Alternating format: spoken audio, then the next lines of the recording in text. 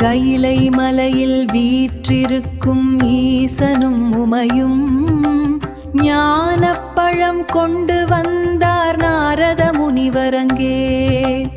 உலகை முதலில் சுற்றி வந்தவருக்கே பரிசென்று ஞானத்தின் தேடலே இந்த பரம்பொருளின் அருள்.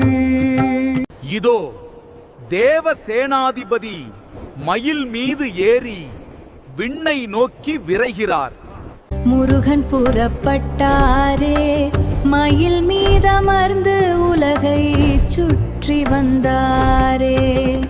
திசைகள் எட்டும் கடந்து அவர் பறந்து சென்றாரே. வேகமாய் சென்று பழத்தை பெற்றிட எண்ணினாரே. பிள்ளையார் ஆழ்ந்த சிந்தனையில் அமர்ந்திருக்கிறார். அண்ணன் விநாயகரோ அமைதியாய் யோசித்தார்.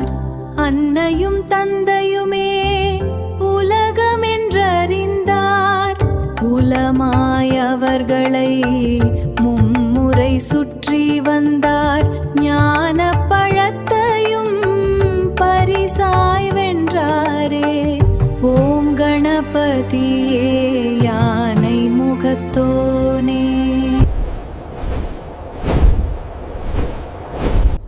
உலகை வென்று திரும்பிய வேலனுக்கு பழம் கிடைக்காத கோபம் கொண்டானே. ஆபரணங்கள் துறந்து ஆண்டி கோலமே பழனி மலையேறி நின்றான் எங்கள் முருகனே.